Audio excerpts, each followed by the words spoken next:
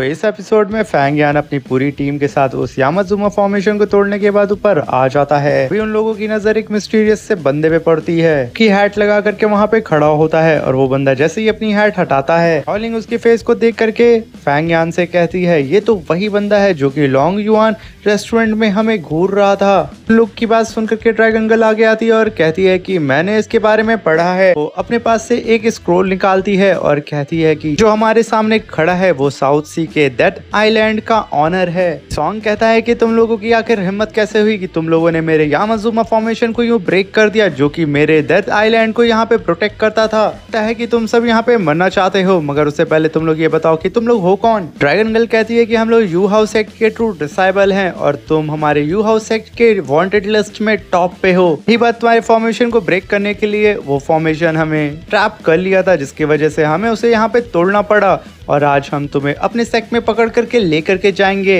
पीछे खड़ा हुआ इंपीरियर सेक्ट का डिसेबल सॉन्ग से कहता है कि बेहतर ये होगा कि मैं यहाँ से चला जाऊँ, ये तुम्हारी प्रॉब्लम है, इसे तुम खुद हैंडल कर लो। सॉन्ग कहता है कि तुम इंपीरियर सेक्ट वाले वाकई में भरोसे के लायक नहीं हो, तुम लोग एक नंबर के फट्टू हो, वक्त आने पे तुम लोग यहाँ से भाग जाते हो। वीर सॉन्ग फैंग यान और उसकी टीम से कहता है जब तुम लोग यहाँ पे आ ही गए हो तो आज मैं तुम सबको यहाँ पे जान से मार दूंगा, बाहर किसी को पता भी नहीं चलेगा कि मैं यहाँ पे छुपा हुआ हूँ। ये कह करके वो अपने मैजिकल फर्नेस को बाहर निकालता है। फर्नेस को देख करके शॉलिंग फैंग यान से कहती है कि ये तो वही मैजिकल फर्नेस है जो हमें लॉन्ग युआन सिटी में दिखा था और जब हम लोग अपने मास्टर की कब्र के पास पहुंचे थे तो वो फर्नेस वहीं से गायब हो गया था। इसको सुन करके फैंग यान कहता है तो देर किस बात की, चलो जल्दी से इसके ऊपर अटैक करके और इसका काम यहीं पे तमाम कर देते हैं। तभी सॉन्ग अपने मैजिकल फर्नेस की पावर को और भी ज्यादा बढ़ा देता है और उसे बड़ा करके उन तीनों को अपने फर्नेस के अंदर सक कर लेता है, जिसकी वजह से वो लोग फर्नेस के अंदर चले जाते हैं, क्योंकि एक अलग तरीके का डायमेंशन होता है जिसे देख करके शॉलिंग कहती है कि मुझे यकीन नहीं हो रहा है कि उस छोटे से मैजिकल फर्नेस के अंदर इतनी बड़ी दुनिया होगी। तभी फैंग यान चारों तरफ ऑब्जर्व करने लगता है और कहता है कि हमें कैसे भी करके यहाँ से जल्द निकलना होगा। यही बात इस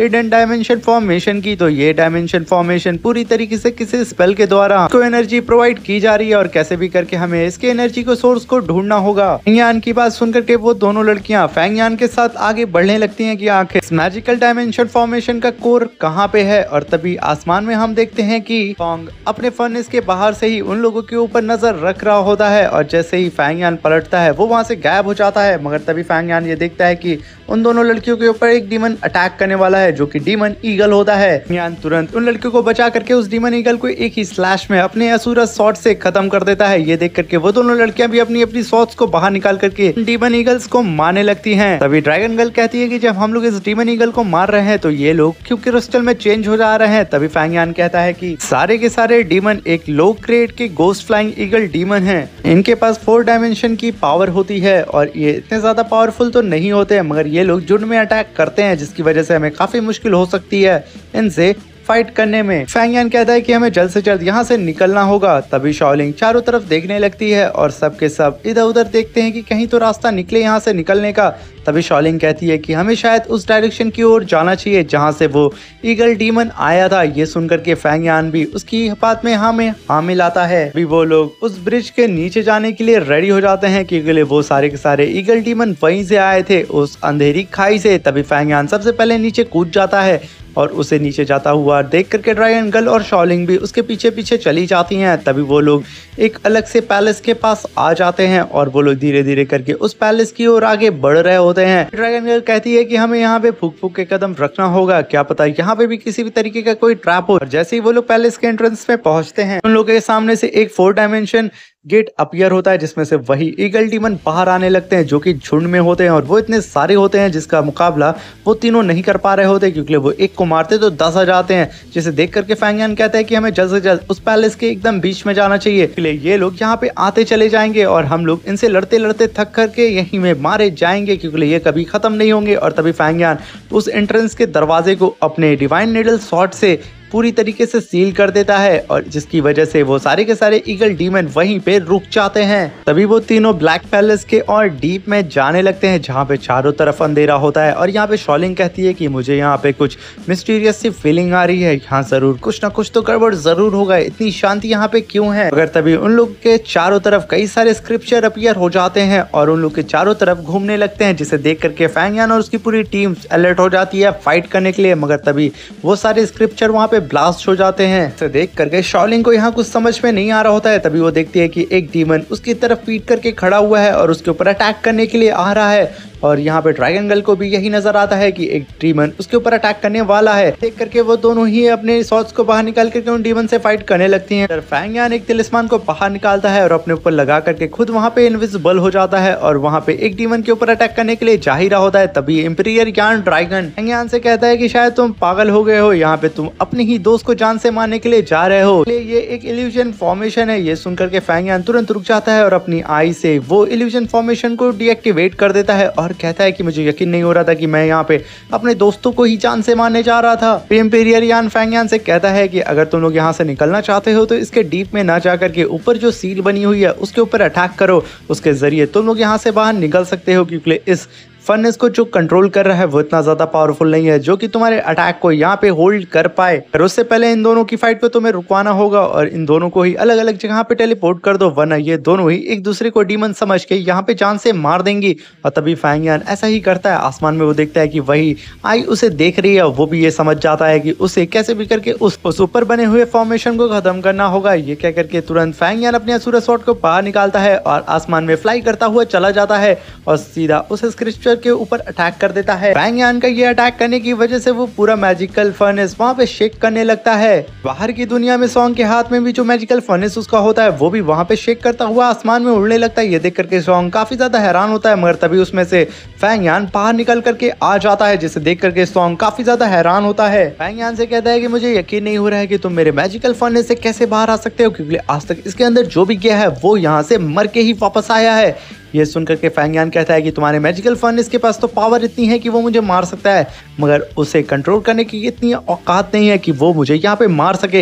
ये सुनकर के सॉन्ग को गुस्सा आ जाता है और वो तुरंत अपने मैजिकल फर्नेस से फैंग यान के ऊपर अटैक करने के लिए रेडी हो जाता है। और फैंग यान भी अपने मैजिकल नीडल एंड स्वॉर्ड को एक मैजिकल कुल्हाड़ी में कन्वर्ट कर देता है और देख करके सॉन्ग अपने मैजिकल फर्नेस को साइड में रख देता है और तुरंत डेडली पाम अटैक टेक्निक को परफॉर्म करता है, जो कि डीमन क्लैन की सबसे पावरफुल टेक्निक होती है। और उसके पाम अटैक में इतनी ज्यादा पावर होती है जिसकी वजह से यान की जो डिवाइन कुल्हाड़ी होती है उससे फाइट करने में काफी ज्यादा मुश्किल हो रही होती है, क्योंकि इसका पाम अटैक इतना ज्यादा पावरफुल होता है जिसकी वजह से उसकी कुल्हाड़ी उसके सामने टिक नहीं पाती। और देखते ही देखते वो सॉन्ग उसके कुल्हाड़ी के 2 टुकड़े कर देता है। फैंग यान उस कुल्हाड़ी के टुकड़े को 2 स्वॉर्ड में कन्वर्ट कर देता है और सीधा सॉन्ग के ऊपर अटैक करने के लिए चला जाता है। सॉन्ग उसकी स्वॉर्ड को अपनी 2 फिंगर से पकड़ के उसको हवा में ही ब्लास्ट कर देता है। अपने मैजिकल फर्नेस से उसके सेकंड स्वॉर्ड्स को भी वहाँ पे खत्म कर देता है, जो देख करके फैंग यान काफी ज्यादा घबरा जाता है, मगर तभी सॉन्ग तुरंत उसके ऊपर पाम अटैक कर देता है, जिसकी वजह से फैंग यान काफी दूर जाके गिर जाता है। मगर फैंग यान अपने असुर स्वॉर्ड को बाहर निकाल करके सॉन्ग से फिर से फाइट करने के लिए आगे आ जाता है। इस बार सॉन्ग को फैंग यान से फाइट करने में काफी ज्यादा मुश्किल हो रही होती है, क्योंकि फैंग यान ने अब अपनी डिमोनिक असुर स्वॉर्ड को जो निकाल दिया था, मगर मौका पाते ही सॉन्ग उसकी स्वॉर्ड को नीचे गिरा देता है और फैंग यान को हवा में उठा करके की ओर फेंक देता है और साथ में अपने मैजिकल फर्नेस से फैंग यान के ऊपर अटैक भी कर देता है। यान उस मैजिकल फर्नेस को अपनी तरफ आता हुआ देख करके तो अपने सामने ग्रीन शील्ड बना लेता है, मगर वो मैजिकल फर्नेस उस लेयर पे दे मारता है। फैंग यान यहाँ पे हार नहीं मानता है, उठते हुए अपने डिवाइन नीडल स्वॉर्ड के वहाँ पे कई सारे क्लोन्स बना देता है। देखते ही देखते वो सॉन्ग के ऊपर अटैक कर देता है। इस अटैक को अपनी तरफ आता हुआ देख करके सॉन्ग तुरंत अपने मैजिकल फर्नेस को बाहर निकालता है और उसके पीछे जाकर के छुप जाता है, क्योंकि फैंग यान का ये नीडल डिवाइन अटैक बहुत ज्यादा पावरफुल होता है। तभी फैंग यान देखता है कि सॉन्ग ने अपने सामने उस मैजिकल फर्नेस को ला करके खुद को बचा रहा है। तभी फैंग यान अपने नीडल डिवाइन स्वॉर्ड की लोकेशन को बदल देता है, जिसकी वजह से वो दूसरी लोकेशन से सॉन्ग के ऊपर अटैक करने के लिए चली जाती हैं। और उस अटैक को आता हुआ देख करके एक बार फिर सॉन्ग अपने मैजिकल फर्नेस को लेकर के इधर उधर घूमने लगता है और उन सारी डिवाइन नीडल से बचने लगता है। तो तभी फैंग यान अपनी नीडल को रोप में बदल करके सॉन्ग के पैर को पकड़ के नीचे खींच देता है और उसके ऊपर अटैक करने के लिए चला जाता है। और वक्त रहते ही सॉन्ग अपने मैजिकल फर्नेस को अपने सामने ले आता है और ये देख करके फैंग यान अपने स्पिरिचुअल हैंड से उसके ऊपर अटैक करने के लिए रेडी हो जाता है,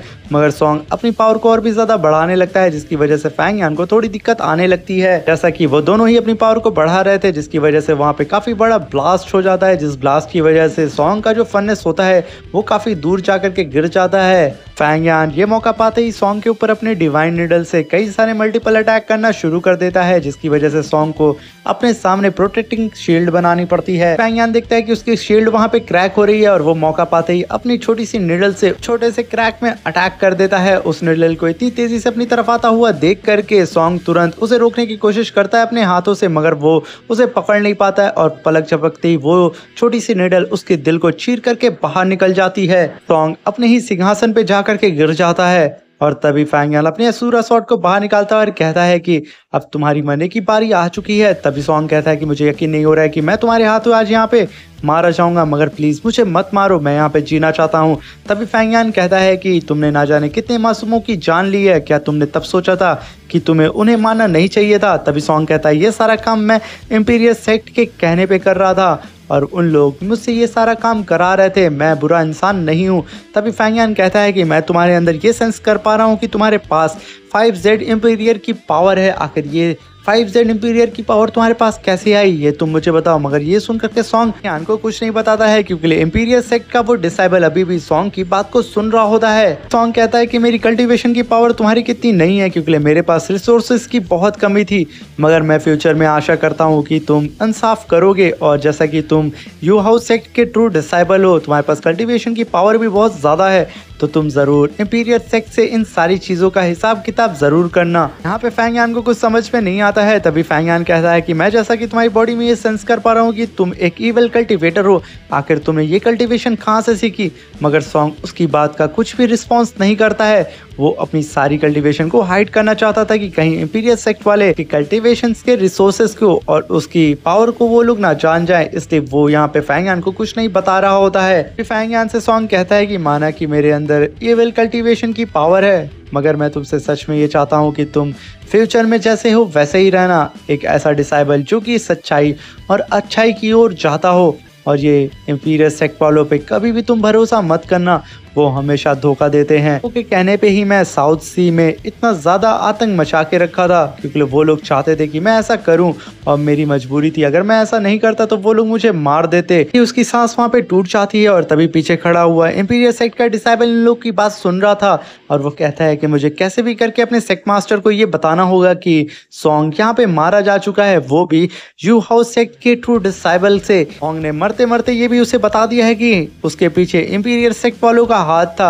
वो तुरंत एक तिलिस्मान को बाहर निकालता है और अपनी बात को उसमें रिकॉर्ड करके सीधा आसमान में छोड़ देता है। वो तिलिस्मान जैसे ही हवा में जाता है वो बहुत तेजी से इंपीरियल सेक्ट की ओर निकल जाता है और इधर फैंगयान सॉन्ग की बॉडी को अपने ड्रैगन स्क्रिप्चर के अंदर कैप्चर कर लेता है। उसकी बॉडी के अंदर 5Z इंपीरियर की पावर थी और तभी फैंगयान उस मैजिकल फर्नेस से शॉलिंग और ड्रैगन गर्ल को बाहर निकालता है और वो लोग जैसे ही बाहर आती हैं वो लोग एक दूसरे के ऊपर अटैक करने के लिए रेडी हो जाती हैं। फैंगयान कहता है कि तुम दोनों लड़कियां होश में आ जाओ, क्योंकि तुम लोग आपस में ही एक दूसरे के ऊपर अटैक कर रही थी। करके ड्रैगन गर्ल कहती है कि ये चीज मैंने कैसे नहीं सेंस कर पाई कि हम लोग एक इल्यूजन में फंस चुके थे। तभी शॉलिंग कहती है कि मुझ पे तो धिक्कार है, मैं एक असुरा गर्ल हूँ और भला मैं कैसे इस छोटे से इल्यूजन में फंस सकती हूँ, मैं आज उस मोटू को जान से मार दूंगी। तभी फैंगयान कहता है कि ऐसा करने की कोई ज़रूरत नहीं है, क्योंकि पहले ही मैंने उसे जान से मार दिया है।